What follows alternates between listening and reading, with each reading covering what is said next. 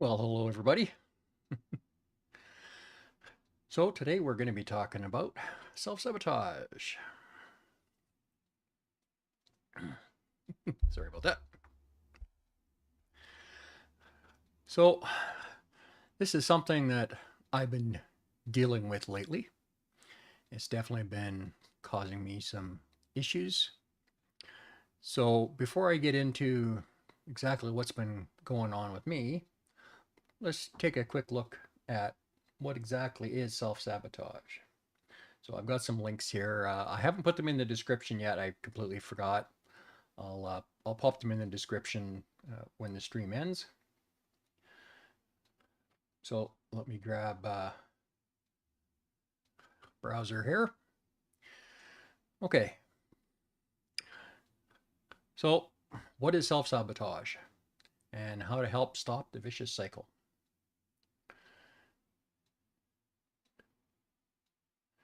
So they've got a bit of an explanation here, and they've got some self-compassion exercises that you can download for free. And they've got actually a fair bit of material to go through here. So basically, in a nutshell, what self-sabotage is it's a process where our own subconscious issues and fears cause us to do things kind of on a subconscious level to sabotage our success. Now, this can be because of many reasons. It could be that, we're afraid of succeeding for some reason, or we're afraid of all the work that might happen when we have success, uh, or we might be afraid of how we might look if it doesn't go perfectly. So there's all kinds of things that can kind of be at the root of self-sabotage.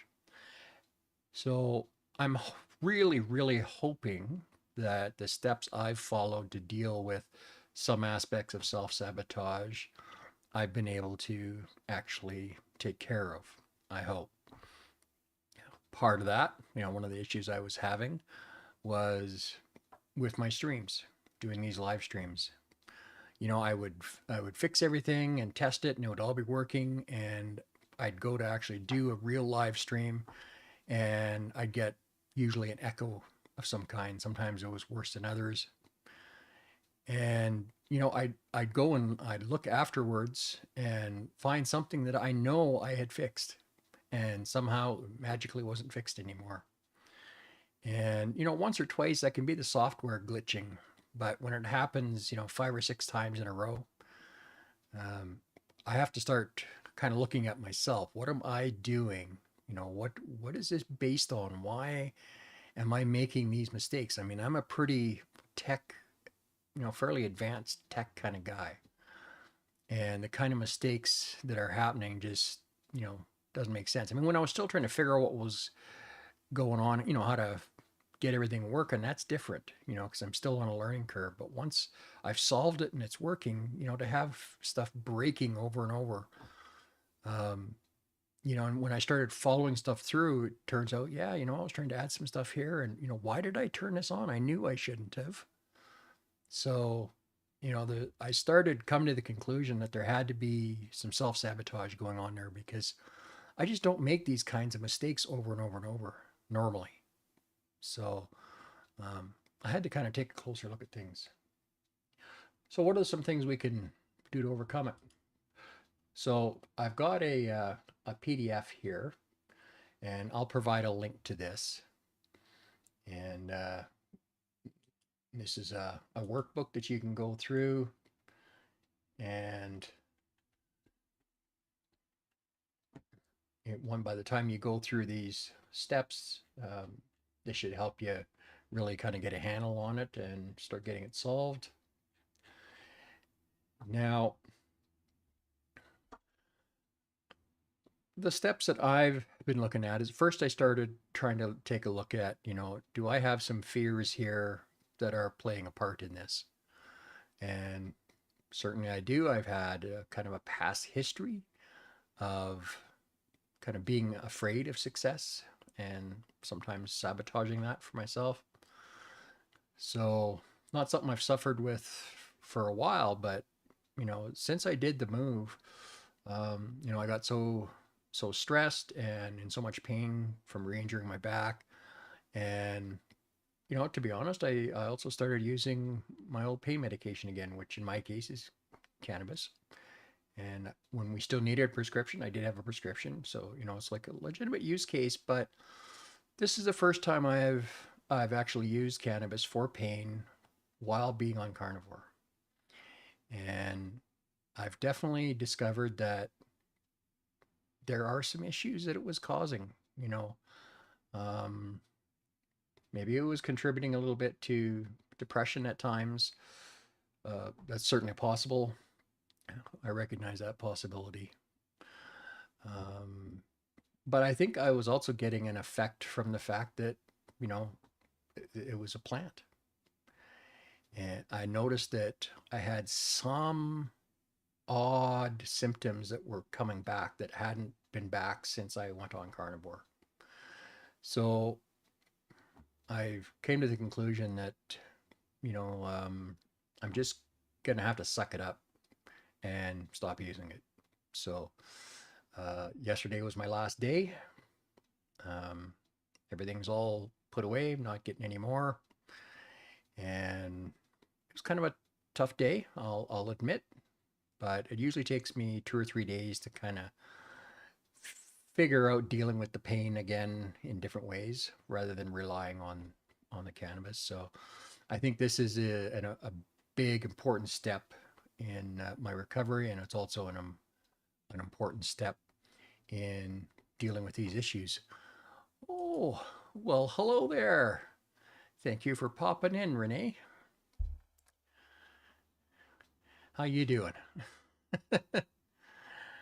So, quick question for anybody that's watching. Um, are you carnivore? If not, are you considering it? And do you have any questions? I'm happy to answer questions as we go along and we talk about this subject.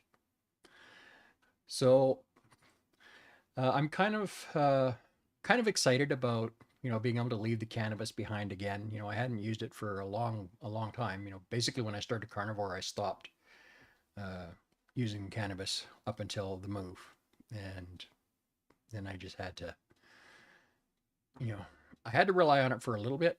And I don't think it was the wrong decision, but it was definitely the wrong decision using it again as long as I have. So I'm glad I've left that behind. Had a big supper, did you?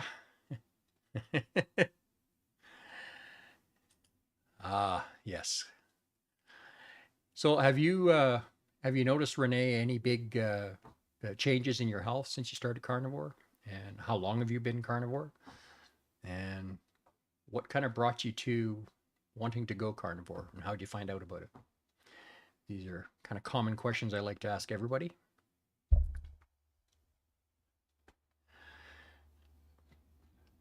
So I want to give a quick, actually, before I do that, let me just ask, since I've got somebody viewing the live stream, do I have any audio issues, any echoes or any weirdness going on, or am I sounding good? So while I'm waiting for someone to tell me about that, I want to talk a little bit about the carnivore diet movie. So there's a documentary being done by Carrie at Homestead How. And here is the URL for it. So, making a movie like this is pretty expensive. They're following a group of carnivores for a full year. And then the idea being is that eventually it's going to, after it's edited and everything, going to wind up on Netflix or Prime or something like that. So he's definitely bought the equipment that they require to be able to have a program on their platform. But he's been raising some money from time to time to do this, and this link that I'm popped up here. So if you want to see more about it or you want to donate some money, check it out. So here's a quick look at the site, just to give you so you know when you've got to the right place. And Carrie's an amazing guy. He's done some pretty incredible things on Carnivore, and he's helping a lot of people. He's a pretty powerful force in our community.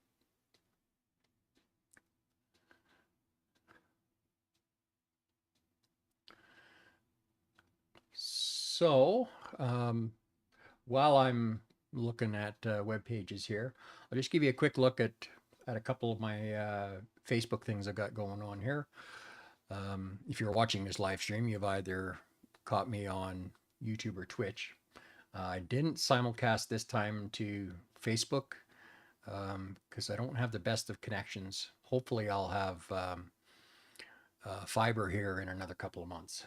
But so this is my Fuzzy Road to Health Facebook group, and just kind of general posts on here, different recipes and little articles, and just little updates on what I'm doing, what's going on.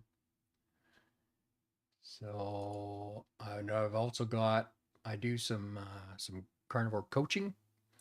So I've got a coaching site that you're welcome to come and ask to join. Just make sure you answer the questions.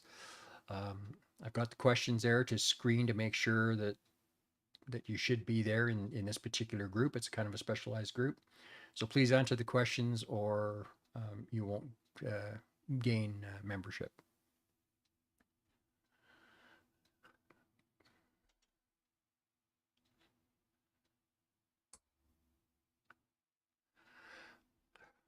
So I always like to do a little short segment for people who don't really know me.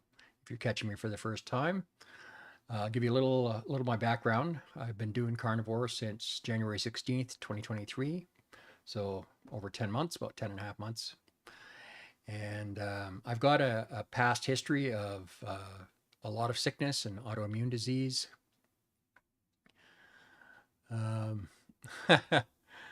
Oh, yes, we've all experienced this pain, Renee.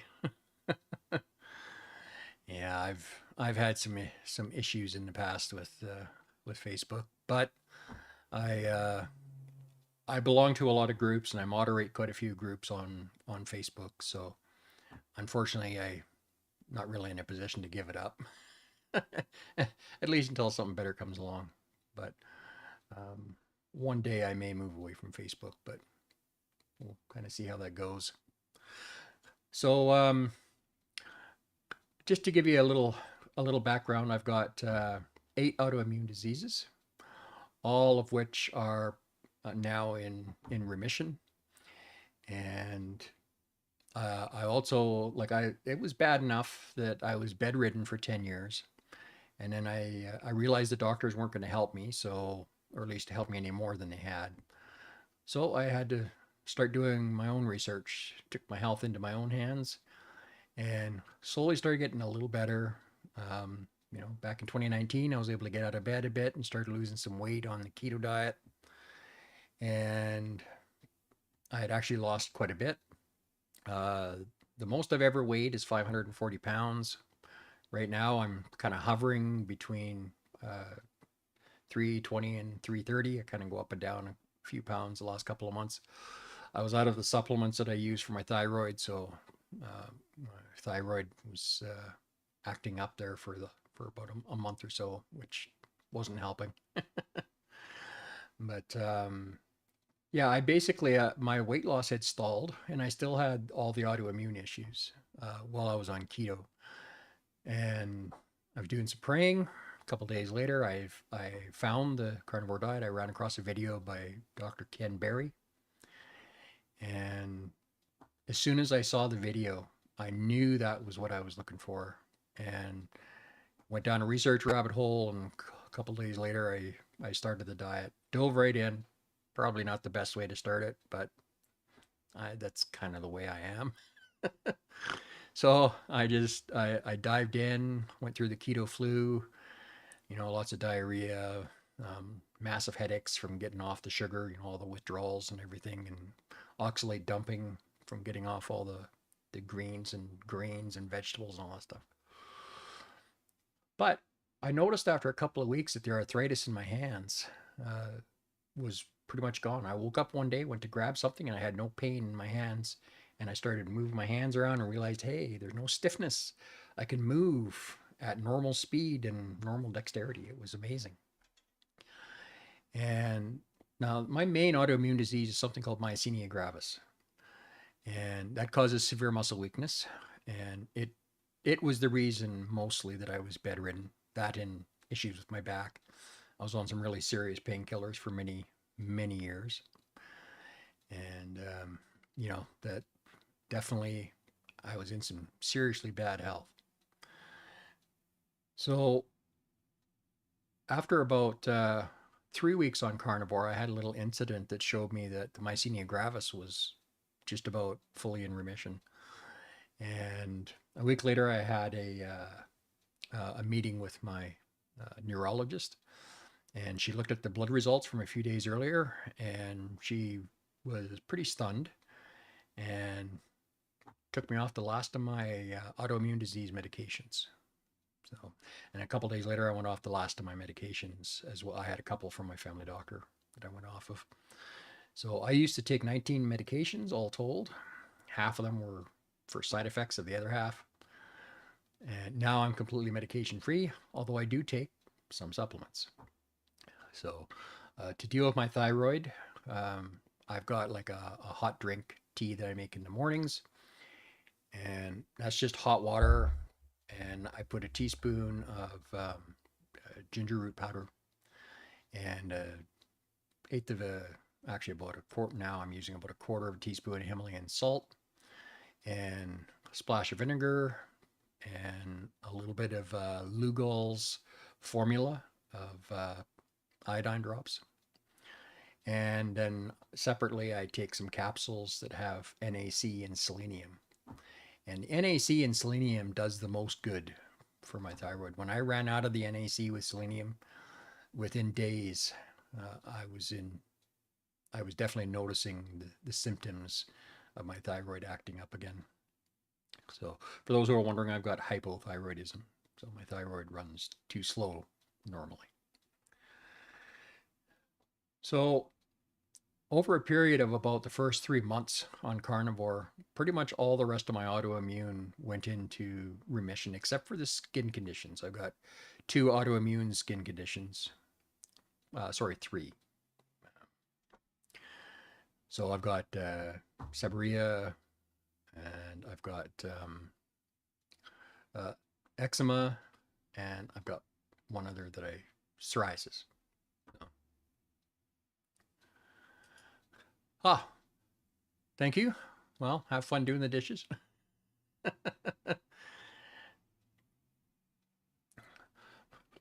So there was aside from the autoimmune issues, of course, within a few days of starting carnivore, I was losing weight again.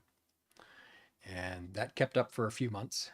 And then about a month before we moved, so about 3.5 months ago or so, my weight loss kind of slowed down because I was trying to figure out my thyroid. My thyroid had just taken a dump on me, and I was trying to figure out how to deal with it at that point. So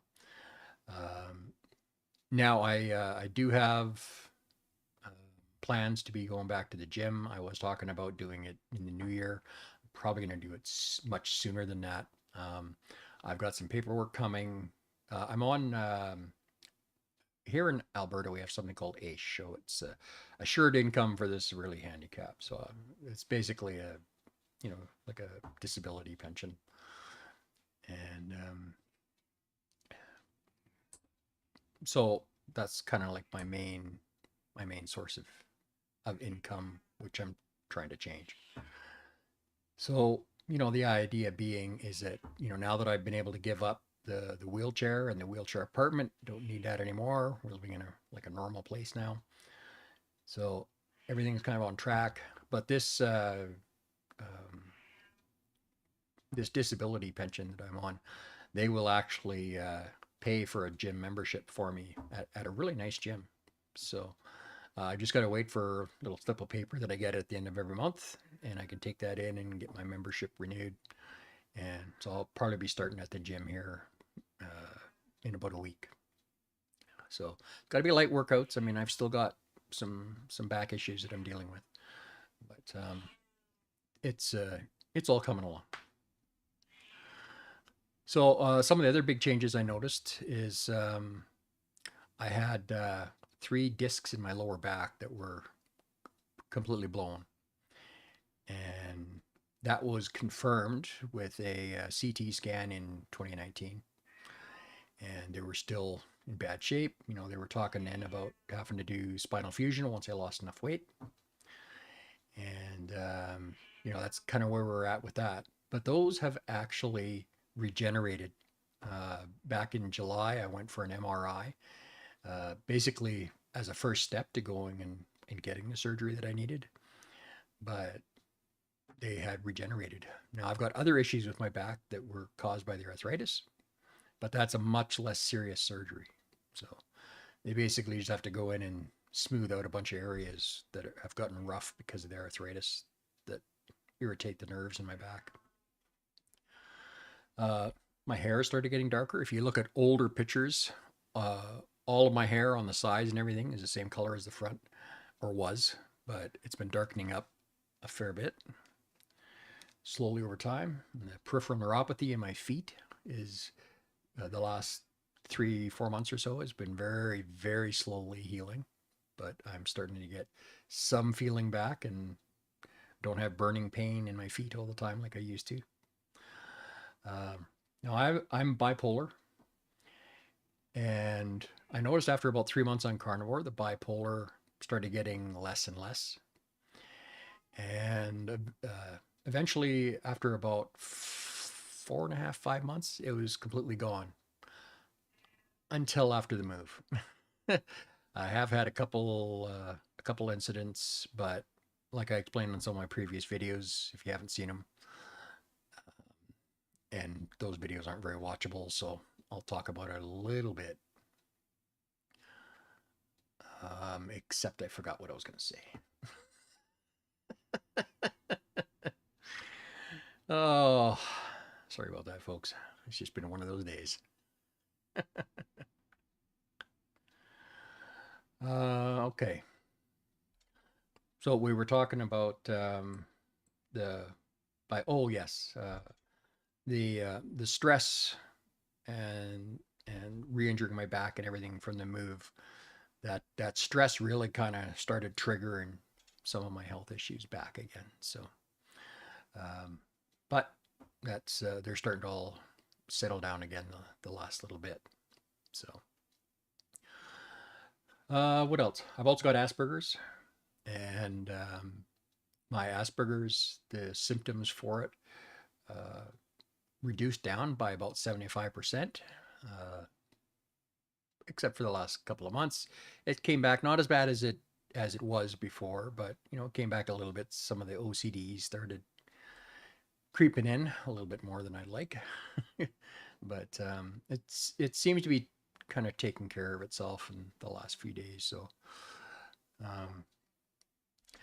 one thing, you know, I get a lot of questions about exactly what I eat and how I eat, how often I eat, how much I eat, that kind of a thing.